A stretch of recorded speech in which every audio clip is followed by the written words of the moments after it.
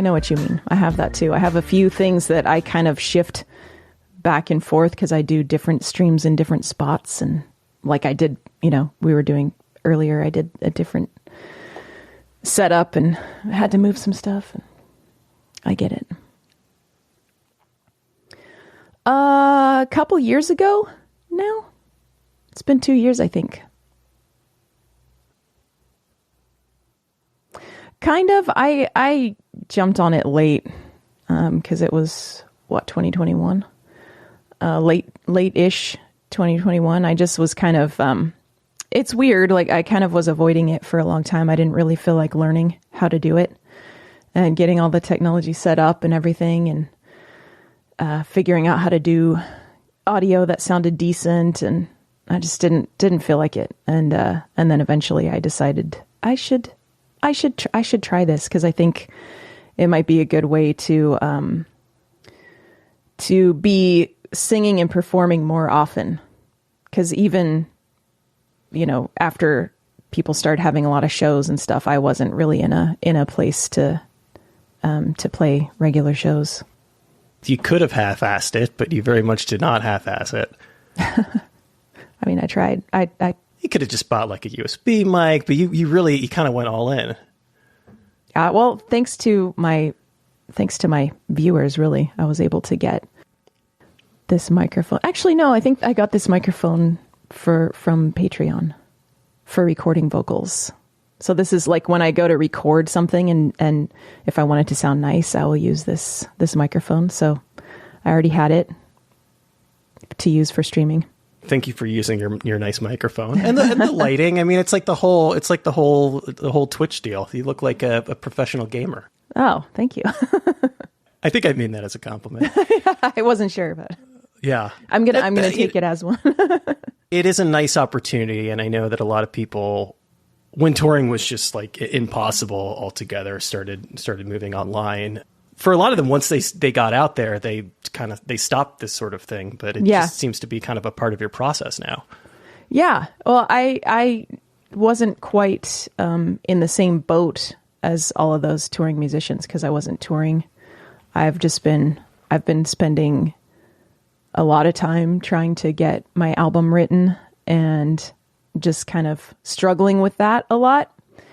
And so I was basically already doing that when the pandemic hit. I wasn't playing a ton of shows, and I was also unsure what I wanted to do with my own live set because it's a solo project, but I have lots of electronics, and it's just so much more fun to play a show with other musicians on stage. But I also don't want to depend on other musicians to be able to play shows, if that makes sense. But some people do both. You just decided to go entirely in the solo direction. Yeah, well, I've spent a lot of time just like kind of not sure what I was going to do, but now I'm kind of like, it's still solo for sure. I'm not adding any actual band members, but I'm gradually adding different musicians locally to play shows. And it is convenient that I do have all of the files and all of the stems to make my own backing tracks. So I would love to be able to have it set up to where I have a set of tracks that will work if I have I have a drummer and a guitar player, or if I have a drummer and a bass player, or just a guitar player. I can just throw the drums back on the track and just have it be conveniently easy to switch out musicians if necessary. The project started as a duo, is that right? Yes, I had a guitar player with me. And it wasn't the right fit? He at one point, no, it was an awesome fit. At one point he wasn't able to continue because he was starting a family. And I wanted to do more, I was wanting to do more shows and more things than we had been doing. So So then it became a solo project, but not really by choice. It is a thing when you get to a certain point in your life where you kind of have to decide whether this is something that you want to keep at, or something that's more than a hobby. That's something that you really do want to center your life around. Right. Yeah. And there was never any question in your mind. Well, there was after that. I wasn't sure what, I wasn't sure whether I had the capacity in various ways to keep doing it by myself, because I've always been in a band. Being in two-piece was the smallest band that I'd ever been in. I've always had other musicians to work with and make decisions with and all of that kind of stuff and share responsibilities. So I wasn't totally sure. And I definitely considered at a point, like, what would it be like if I wasn't doing music? And considered it for not a decent amount of time, not for very long, before I was like, I can't not do music. Did you come up with like a plan B? Did you get that far down the road? Well, I always have sort of office work as a fallback. I'm always kind of like I can easily fall into doing accounting, like basic accounting type stuff in an office, which it seems like a lot of offices are often looking for someone to do that. So I could do that, or data management type stuff, database type stuff. So it's not terrible, but it's definitely not what I want to do. Obviously lacks a lot of the excitement, but those are, for a lot of people, it's like service industry. Like those are pretty solid fallbacks as far as fallbacks go. Yeah. Yeah. I mean, I would have to make an effort to, get hired. Was there a period in your life that you were doing that for any extended amount of time?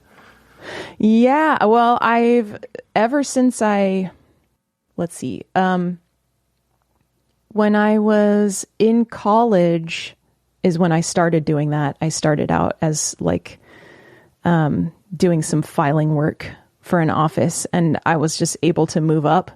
But I've always had it be the type of thing where if I'm going to go on tour, like I'm upfront with whoever I have worked for in the past.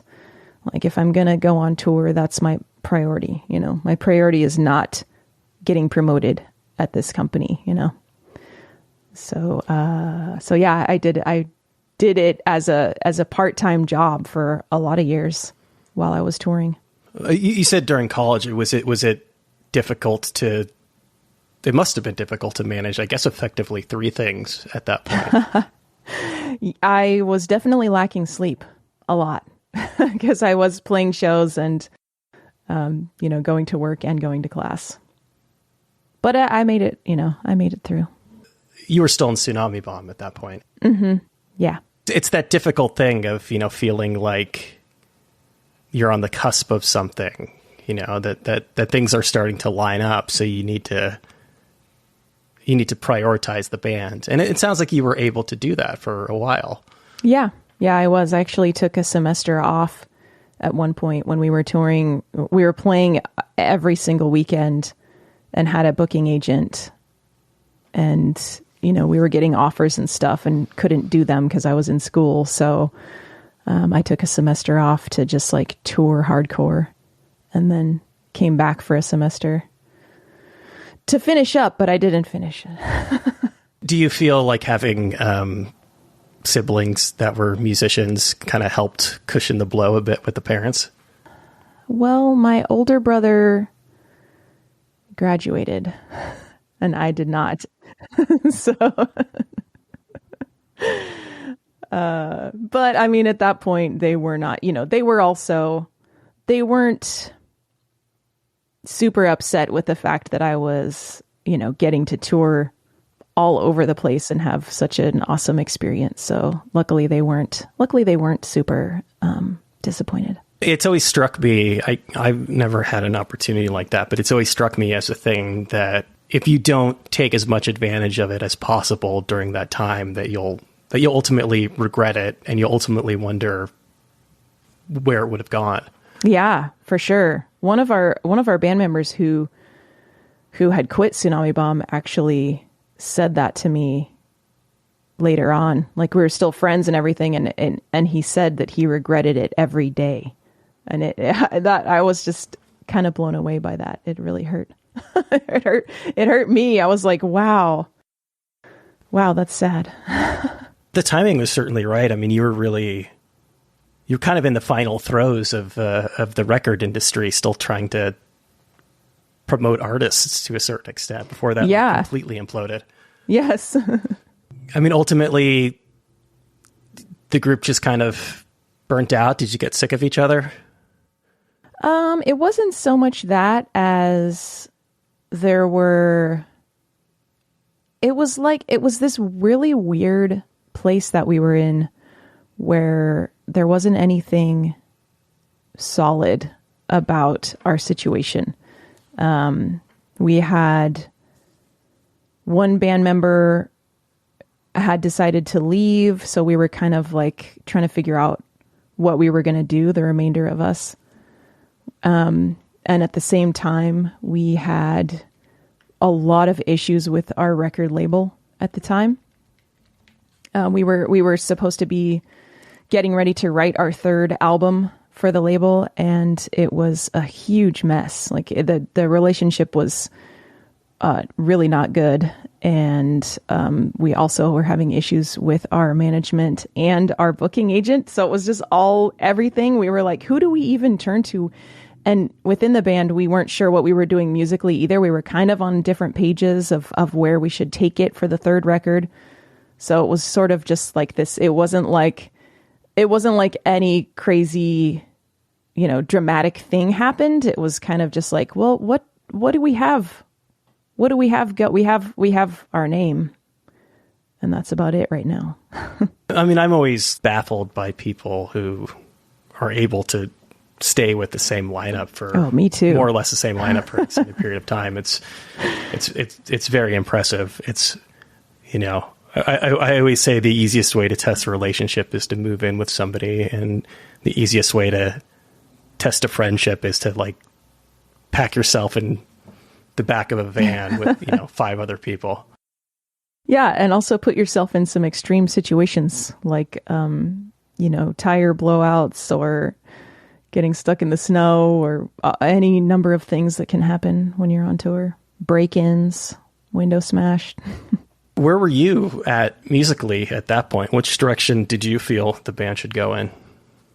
I felt like I wanted it to expand. And my favorite song off of the last record that we wrote was Jigsaw, which was just a very weird song for us. It was the last song on the record, and it had a very weird structure. It wasn't very punk rock, and so and I mean, I wasn't like pushing hard for Tsunami Bomb to do that. I've thought about it a lot lately because of doing interviews. People have been asking those kinds of questions, and it's like there was definitely part of me that was like, well, we can't really expand because this is a punk band, and if we expand to something else, then we're not a punk band anymore. And then what happens? And I think partially my own insecurities at the time, I was like, well, I don't know if I can handle. I mean, this is internally, I never thought this, consciously to myself. I can't handle the backlash, To put things into context for our younger viewers, back in the 90s and aughts, we used to have a thing called selling out that doesn't really exist anymore. But like I'm from the East Bay myself, and I remember, especially like going to Gilman Street and Green Day, and like what a sort of like black market was on you to experience like any level of popularity. And certainly, didn't they get banned from Gilman? They did for I think event like decades later, everyone was like, "This is silly," but it is. I mean, it's one of those things. Like I think about this a lot in my own life. The arbitrary decisions that I've made in my life because it made sense at the time, and in hindsight, it's just kind of silly out of context. Yeah. Yeah, that is how that is. Well, I mean, I do feel like it would have been a lot of struggle to continue in the band considering all the other stuff that was going on. But the timing was, maybe it was easier for me to kind of be like, well, I do want to do something else. Like, I do want to do something a little different, something with more freedom musically. So maybe now's the time to switch over. And then that's when I started action design with our bass player at the time. So it wasn't the sort of thing that you could just sort of put on hiatus and come back to? It didn't seem like it. There was always sort of this dark feeling around the band for me and for various members. I think a lot of it is because we kicked out our original bass player who had started the band, and he was very possessive of it, and still like continued to be. So it always was kind of like this, well, we did reunite in 2009 as a fundraiser for our friend's brain cancer surgery, because she was instrumental in the beginnings of Tsunami Bomb. But yeah, I think a number of us just had sort of a like, yeah, this is not, it just doesn't have that kind of like, hey guys, let's get back together and do it. It's like there's this sort of a dark cloud over it in a way. Something you're doing when you're in your 20s or however old you were at the time. There's just emotions are just so high at the time, and those are things that you keep with you, whether or not you want to admit it. Yeah. There's baggage. That's a good way to put it, is that there's definitely baggage that makes me not like, I look back and have so many awesome memories, and I don't regret it at all. Like, I love that history and got to do so many awesome things, but I don't look back at it and go, man, I wish, why don't I start that again? Like, I wish I could do that again. And there's just baggage. What was that experience in 2009? I mean, it's obviously like a very, very somber circumstances, and, the kind of thing I know that you had dealt with previously, but did any good come out of that reunion? Well, I mean, it was really awesome it was super fun. And it sold out, and it was, I think the thing that was, aside from raising a bunch of money for our friend, which was really, felt really good and helped her a lot. And she is still alive and, thriving today. So that's super great. Was that when we broke up in 2005, we didn't do like a farewell tour or anything. We just were like, you know what, we're done. So some people actually came from overseas to that reunion show to see us. And it was like this international reunion, and people were meeting each other that had been, had met online, that were from different countries. And we had, a party beforehand and afterwards, and it was a ton of fun. It was really great. But going into it, it was more of like, let's give this the send off that it deserves versus, hey, maybe we should give this a shot again. Oh yeah, for sure. None of us considered reuniting like officially as a band. We heard that our friend had brain cancer, and we were like, all of us were just like, we should do this. This is a reason to play a reunion show and just raise as much money as we can. And none of us, at least I don't think, at least a majority of us were, no one said they wanted to reunite and continue to play shows. It was more like no, this is a special thing for a reason. We didn't invite the band member that we kicked out. We didn't invite him to play, and which is just part of the whole thing. So it's like, let's do this one time. Let's do this one time and get off the stage and just let it be and let it fade. That's the thing about nostalgia. You can ruin a memory by doing that, and I think that this applies to a lot of things in life that we tend to really, we feel miserable through a lot of things at the time as they're happening. And then when you look back on things and look back on periods in your life, it was like, oh yeah, that was like a perfect moment. Everything was great. Why wouldn't we do that again? And then obviously like you risk bringing all of the old feelings back up, but also almost ruining your memory of that thing. Yes. That is always my second thought. Like, oh, that was so fun. 'Cause it really is fun to play in Tsunami Bomb and sing those songs and play to a big old crowd that's super excited, but it's just not in the cards, at least not right now. What was it like joining because you weren't the first singer in the band.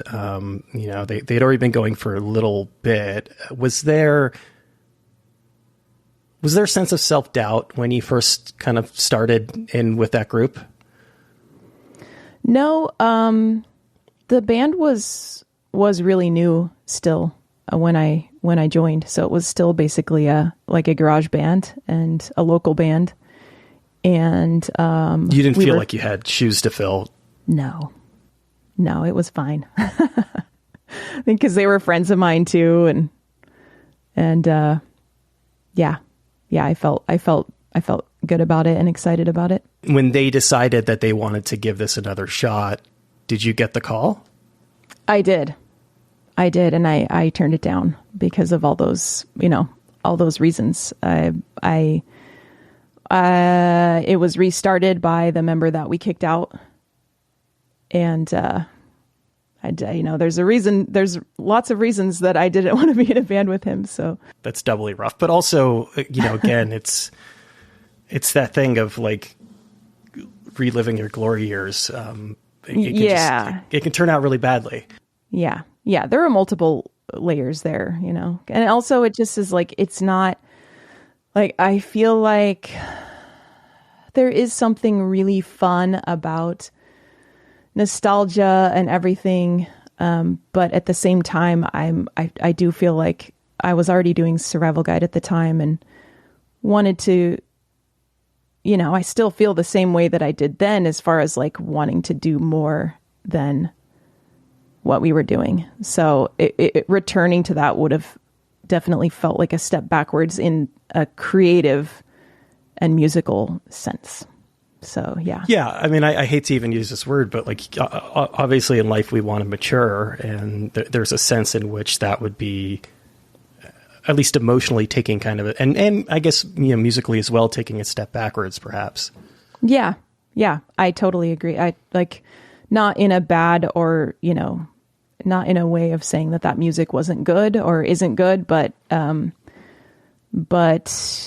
yeah, it just seems weird to think about sort of going back in time in that way, being the person that I am now. It just seems weird.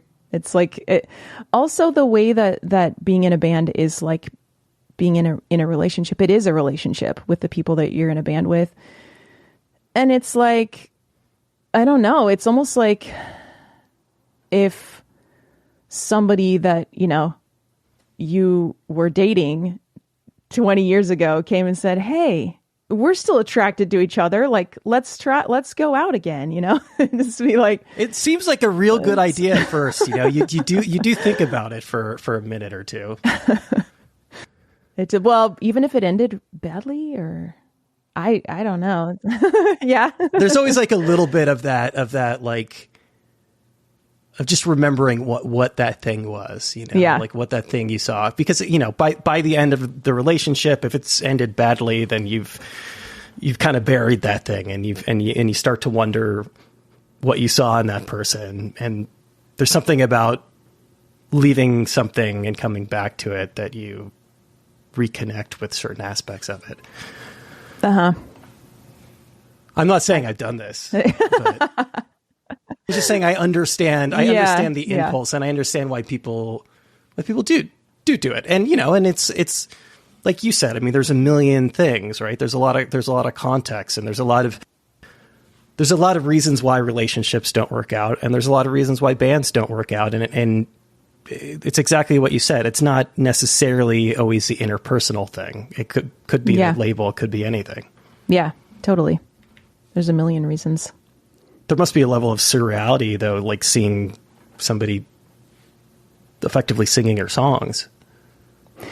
Yeah, I mean, it is definitely a weird feeling that's unique.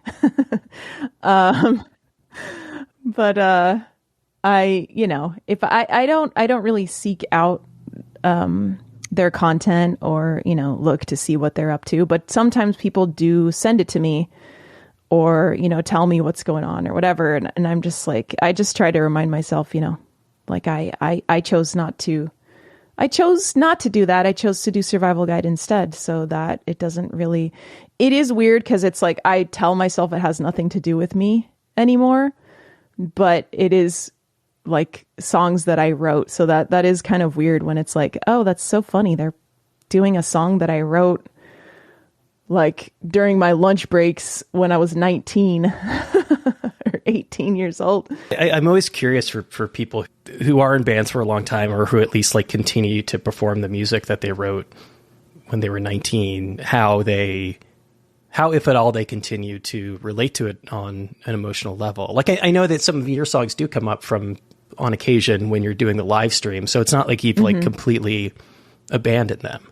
No, I still, there's definitely songs that I don't relate with anymore, but it's, I would never perform those songs in a Survival Guide set, but I feel like Twitch is much more casual, and it's kind of one way to sort of connect to that nostalgia, which is more fun than anything for me and for viewers, I think. Sonically very different, but do you feel like you're a profoundly different songwriter after all these years?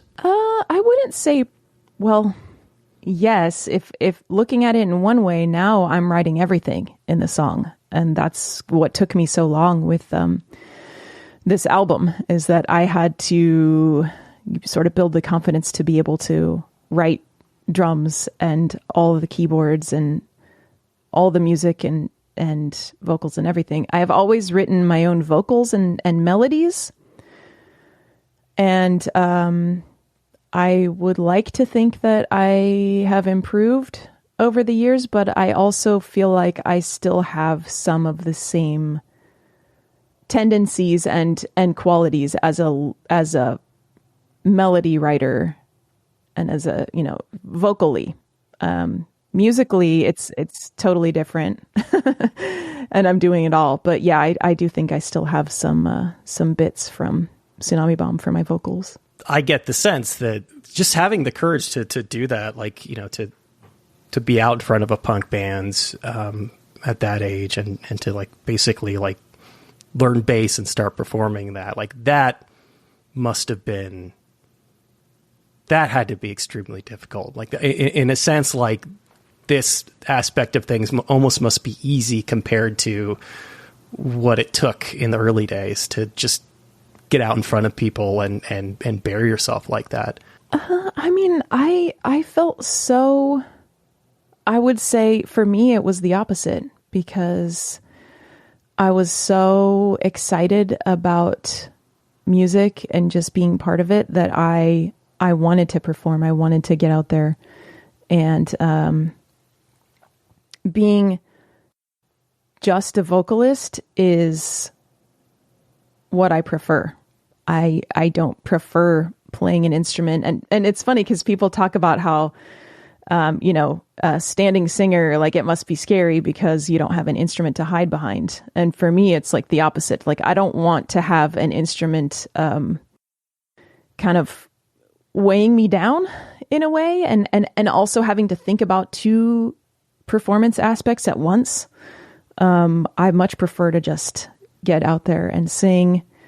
And I always felt comfortable having my band, on stage with me. So now it's like, not only do I not have a band, I also am playing all of the instruments and singing. So it's like everything rolled into one.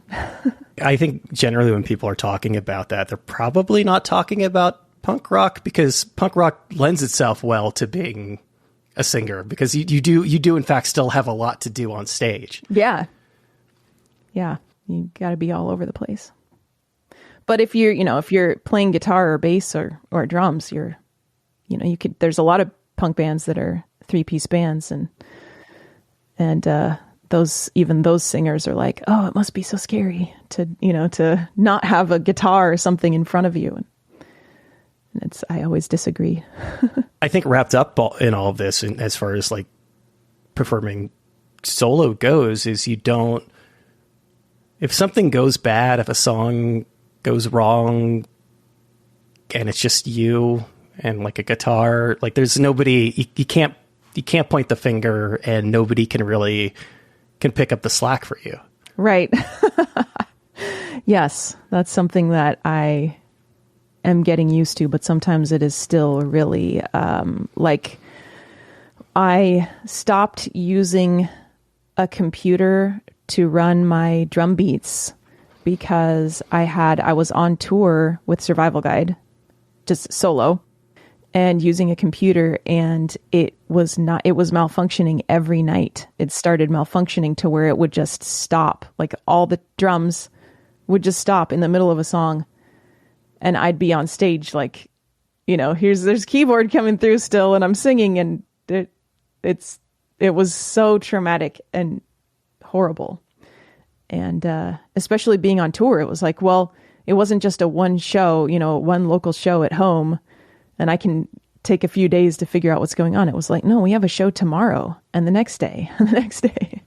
So it just kept happening over and over again. And so I don't do that anymore. I'm not going to take a laptop with me again until I can afford to have 2 of the exact same laptop, so that I have one as a backup. What do you do, or is there anything that you can do in that instance? All I could do, what would happen is, I still don't know what was wrong, but it would just sort of disconnect to where which would make it stop the song, but then it immediately reconnected. So I could restart. Did you get flashbacks when we started this conversation? Thankfully, no. If there was a whole audience of people here, then yes, I would have. Yeah. I clearly, we both have our fair share of technical issues. So yeah, during that time, I just had to decide, like, how far into the song was I? Should I restart the song? Should I say, oh, I guess I'll just start the next song and hope that it doesn't happen multiple times in a set, which it did. And then I had to just be like, wow, this place is haunted or whatever. I know I just had to like try to sort of ad lib and make it as least awkward as possible, but which was so hard. And it wasn't possible for me. Internally, I was like, really panicking. Were you the opener on that tour? It was shared. It was like a flip-flop. I wouldn't call it a headlining tour. It was, I went out with... Like co-headlining? Yeah. It was small. It was Survival Guide and Lungs and Limbs. So it was like a lot of small clubs that we did. But sometimes, there would be kind of a lot of people there. One night in particular was just it's like it turned into a club. And so it suddenly was packed with people while I was playing, and they didn't know Survival Guide. That's what makes it even worse, is that, as a small artist, it's like the people that are there, only like a handful of them knew Survival Guide. So most of them were like just there to hang out and see live music. And it was so stressful and terrible. That's exactly why I asked, because I would think that people who were there for you and who knew your stuff would extend you support. Yeah. If I had a nice large following myself at that show, I wouldn't have felt so stressed out. Or maybe even more. Like, it's hard to, if there were more people there, then it's hard to say, like, yeah, how it would have felt in the moment. It wouldn't have felt good in any case. Do you miss that collaboration? Yeah, I do. I feel like there are some real awesome advantages to being solo. One being one of the things that's really frustrating about having a band that's been a sort of a repeat instance for me over and over is when people are not available to do stuff, with the band or for the band, that I would like to do. And there's just not the same level of dedication, which gets really disappointing for me, to be like, I'm putting everything into this, and I need to be working with people who feel the same. And it's really hard it's like impossible, apparently, according to my experience so far. It is, right? Because the people who are really good, who you really want, are probably already in a thing, and you can't really ask people to prioritize this new thing over what they're already doing. Totally. Yeah, there's a lot of reasons. And like, especially as time passes, as I get older, all the people that I am friends with are like, I'm not doing that. Like they have other things going on. And so it's kind of a necessity, I feel like, for at least right now, for me to be solo. And there are like that actually is a really good thing about it. Like it feels really, really good to make all the decisions on those kind of things, to be like, yes, I can play that show, or no, I can't, like I'm not waiting on anyone else's schedule. But it also is what made it so hard for me to cross the barrier that I built for myself of what to do next with Survival Guide, and whether I could write an album by myself and record it and do all of the things that I had hoped to do. So yeah, it took a lot longer than I had hoped it would, but I am happy with the results. I'm happy with the songwriting that I did. And there are even some things about that I feel like lyrically, I feel like I was able to really open up a lot more than I have in the past. Maybe not a lot more.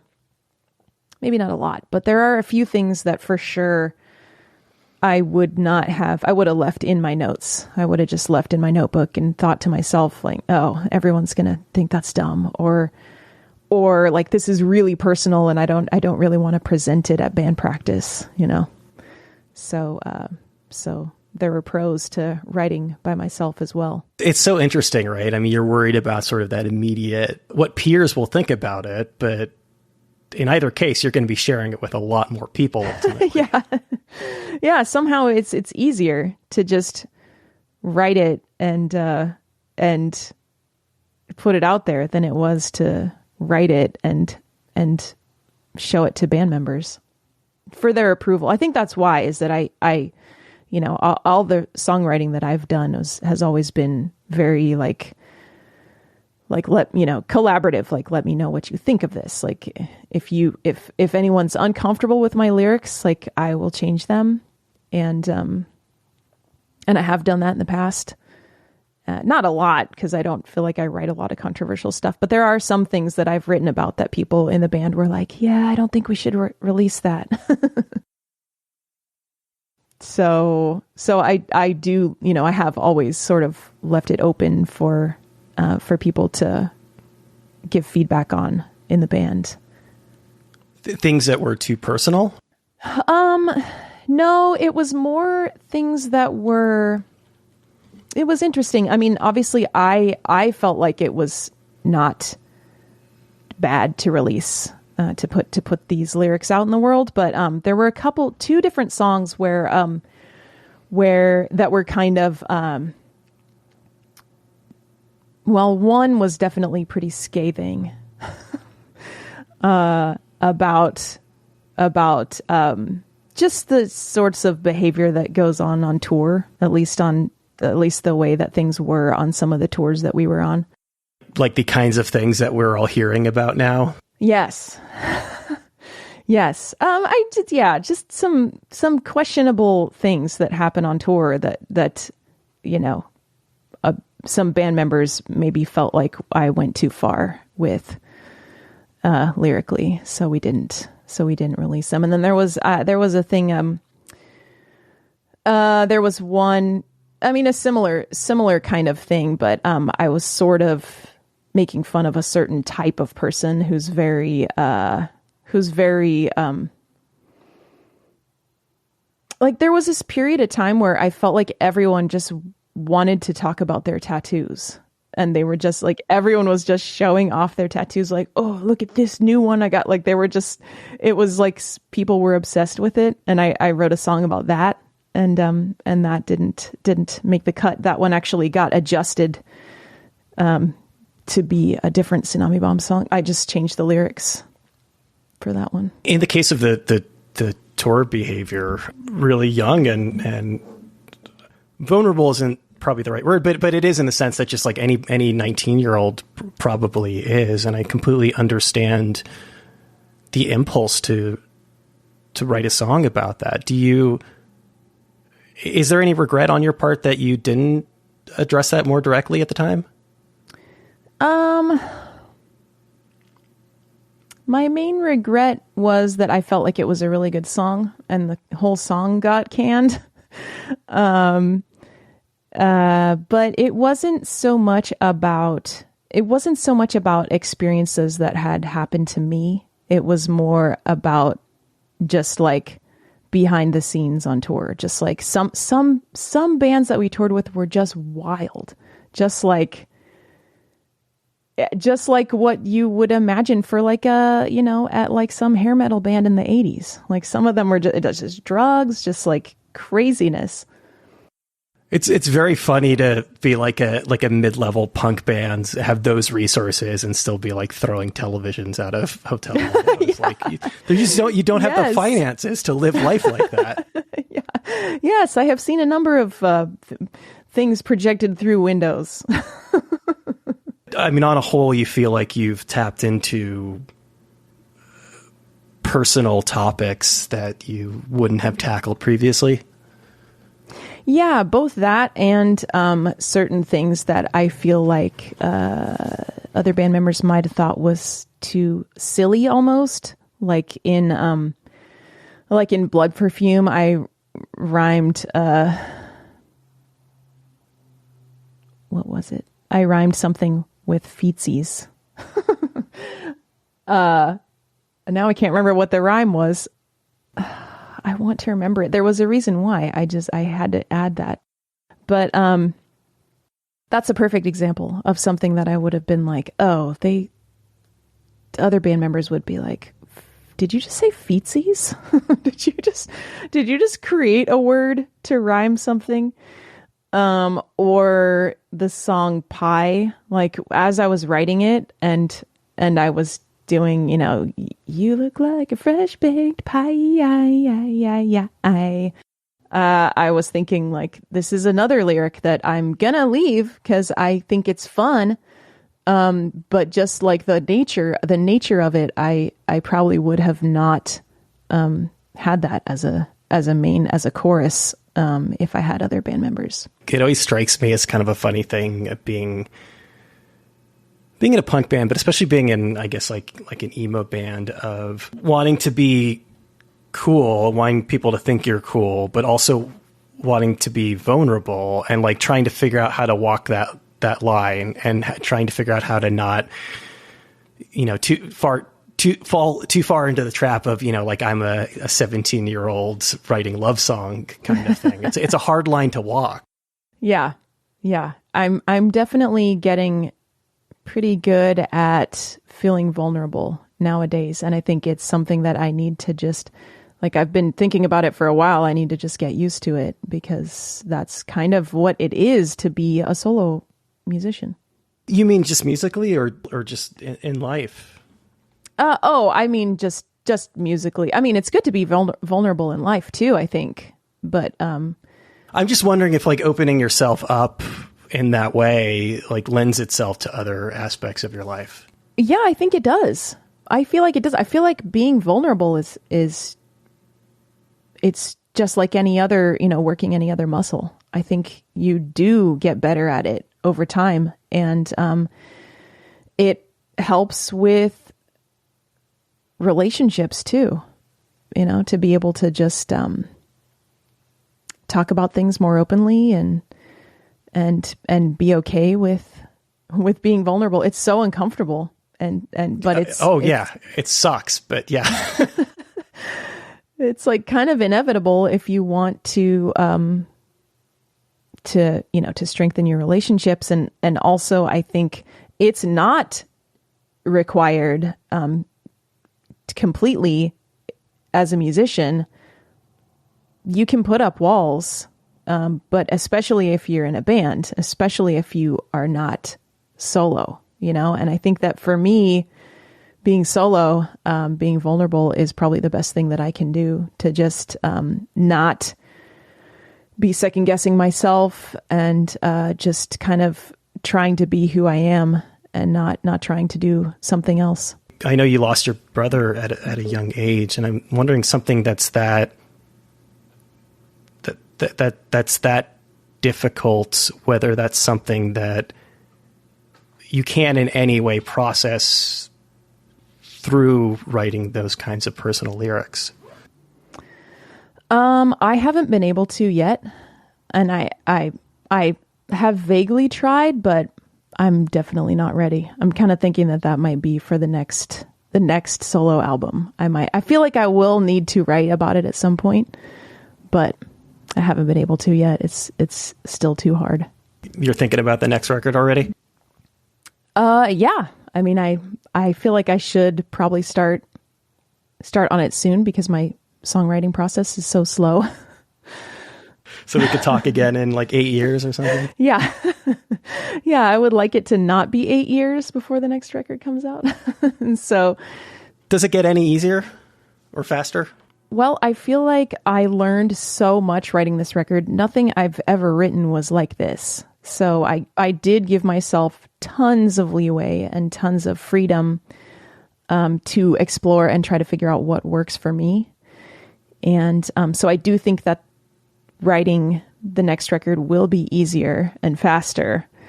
And I have more confidence now. And I did do some things that really helped. Like I saved up to rent an Airbnb trailer in the country for a week. And I had never done anything like that before. And I just took my keyboards and computer and groceries and just like camped out in this trailer, and writing was my job for the whole week. And it really did, like, I didn't write the entire record, but I wrote almost 6 songs while I was there, which was huge for me to write. I basically wrote 3 whole songs and then had 3 half songs written when I emerged from the trailer. And that was really, really big for me. So I'll probably do something like that again, and maybe do that a couple times and see if I can, expedite the process.